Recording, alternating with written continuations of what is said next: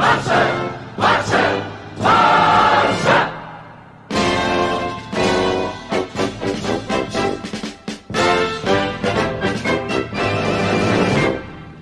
guys, welcome to Black United. Welcome to another video. Barcelona 2, Real Sociedad 2. The game in Anoeta, always a very difficult game. It was difficult, it was stressful, and there is a lot to talk about this game. I'm sorry that I couldn't get you guys the match review earlier. I really tried, but I've had things to do. You guys know it's December, but here I am. I'm here to talk about the game, and there is some things to discuss for sure. But you know, it's complicated because you might say, well, we know that Anoeta is probably one of the most difficult away games that we have all season, for sure. And I would say that if you told me that Anoeta is the most difficult away game in La Liga that we get to play, I'll probably agree with you. So why do I think that it is so tragic, the game that we watched today? Because in terms of the result, it was good. Like drawing against Real Sociedad, if we play good football, I would have been okay with. Even if we lose, and if we play well, I would be okay, because I know that it's a tough game to play. But considering the situations of this game, and like if we were a good Barcelona, we would have won this game. This was the thing, is that it is what it is, but you really can't change the way that things go if we don't change the way we play. But without further ado, let's start with lineups, and then we go ahead and talk about the game itself. Barcelona opted to go with Marc André ter Stegen in net, Sergi Roberto, Clement Lenglet, Gerard Piqué and Jordi Alba, Sergio Busquets, Rakitic and Frenkie de Jong in midfield, and a forward line of the MSG, Messi, Suarez and Antoine Griezmann. Real Sociedad opted to go with Alex Ramiro in net, Saldúa at right back, Monreal at left back, Llorente and Zubeldia at centre backs, in midfield Guevara, Martin Odegaard and Mikel Merino, and a forward line of Mikel Oyarzabal, Christian Portu, and Alexander Isaac. And what I have to say about this is that Real Sociedad going forward are a really good team. They generate a lot of chances, and that main man for them, Martin Odegaard, was on absolute fire today. He was unbelievable. Like it was amazing. Like Martin Odegaard, he had kind of a messy game without the end product, because that's one thing I'm gonna say about Real Sociedad. If they had potent players going forward, and I don't wanna say anything, because Porto is a good player. I think Mikel Oyarzabal, I think it's a Barcelona level player. Same thing with Isaac, Martin Odegaard, same thing. They're all really good players.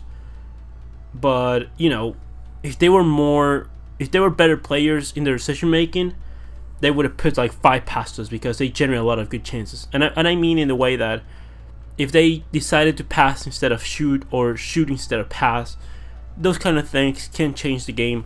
And we saw with Barcelona that we generated very little chances, and yet we scored 2 goals. And that is because Real Sociedad opted to go with the ball, opted to have control of the possession. And they did have control of the possession for the most part of the game. They were very good moving the ball forward, but you know, when you're doing that and you don't have like the best structured team, you are leaving yourself open, and we saw that multiple times. A ball to Suarez from Antoine Griezmann, Zubeldia loses his marker, and Antoine Griezmann finishes straight away, dinks it over the goalkeeper, and it is 1-1. I have to talk about the penalty decision. It was, for me, not a penalty. And yes, in the ruling, you can call it a penalty, and it's fine if you call it a penalty. The problem is that you set the bar too low, and pretty much actions like that in the corners happen pretty much in every corner. Therefore, you're going to call 5-6 penalties during the game. I don't think that's a penalty anyone would have called. I think the ref, it's not a mistake. And I know people are going to say, why didn't VAR go on it? It's because it's not a mistake. It's not a call. VAR can say, well, what did you see? Okay, you saw that he grabbed him. You saw that we're pretty much grabbing each other. He called for a penalty. And that's, I mean, I want to say that's fine. It's in the ruling, so you can call that a penalty. The problem is that if you're going to call that a penalty, then what happened between Llorente and Piqué on the other side should also be a penalty. And that is the problem. The problem about setting the bar too low is that then you have to be really consistent. Like, if you start sending yellow cards for anything, then you're going to have a lot of players with red cards at the end of the game. This is something that, this we had a really young ref, and I think that he's actually pretty decent in the games that I've seen him on, but it's one of the things that your judgment has to be more lenient, like, definitely, for sure. I think that going forward, well, like, we didn't lose. I don't want to talk about the refs because we didn't lose because of the ref.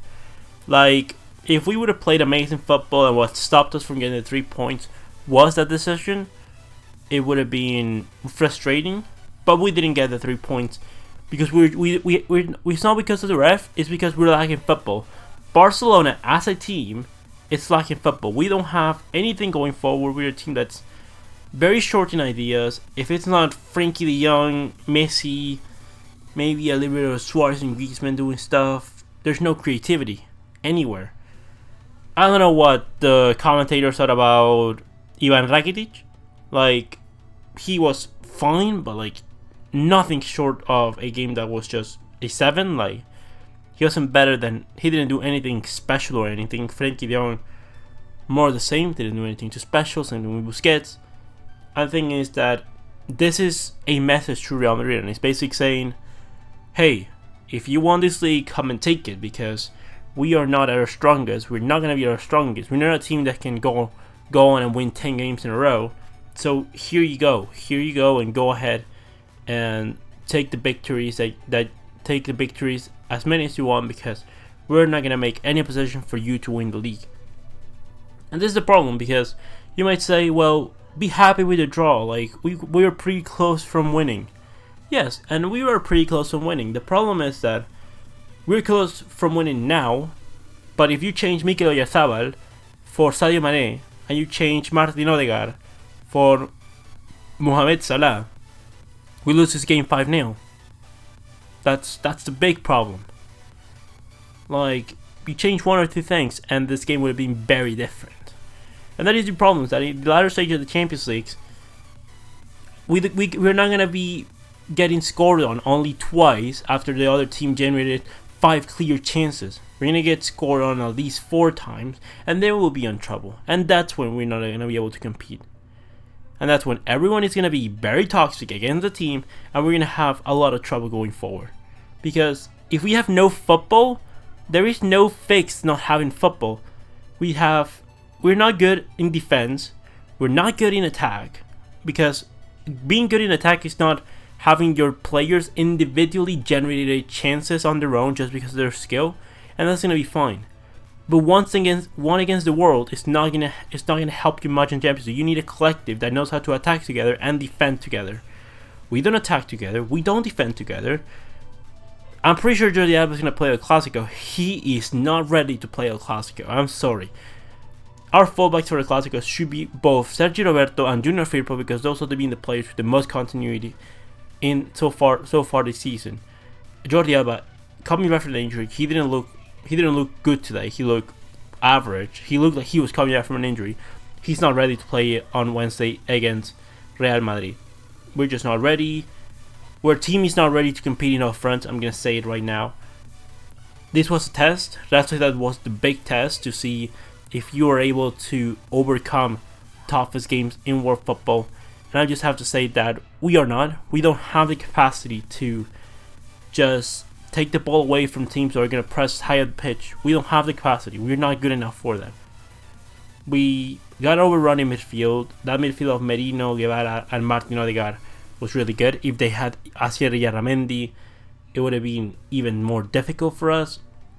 Mikel Oyarzabal, if his decision making was a bit better, he would have scored a few more goals than us. Alexander Isaac, I thought he was absolutely brilliant today. I made a video about Isaac saying that he was a good profile for Barcelona striker, and I think that this game supports my idea. Yes, he scored a goal. He wasn't. Ter Stegen kind of made a mistake. At the same time, it fell with communication, but we're not gonna blame this on Ter Stegen either. I guess I think no one's gonna blame this on Ter Stegen. Isaac overall linking up with the play was really good. Porto, very sacrificed. Odegaard was man of the match for sure. He was unbelievable. And more than that, there's not much more to say. Barcelona are a team in progression. And whoever wants to defend this saying that it wasn't too bad, then don't complain when we lose 5-0 in the next stage of the Champions League, because we were saying the whole time it wasn't too bad. Because Barcelona, it's not a team. We don't pay the players that much. The club doesn't pay those players that much to say it's not too bad. They're the best paid players in world football to play the best football around. So if we're not doing that, then I don't know what we're doing. Things need to change. Valverde needs to change. The board, some of the players need to change, because I just get stressed because I know that in a few months' time, the same thing is going to happen. The same thing happened at Roma, at Liverpool, and I just don't want to see my team lose time and time again when they're the same errors over and over and over again. But anyways, I think it's all I'm going to say for today. I'm sorry if it's not the most positive video in the world, but I mean, it wasn't the best game either in the world. So we're going to send it down. Leave me all your opinions in the comment section below. What do you think about the game? How do you think Barcelona played today? Who do you think was the best player on the pitch today? Tell me all your opinions in the comment section below. Comment, like, and subscribe. And I'll see you next one, Blaugranas.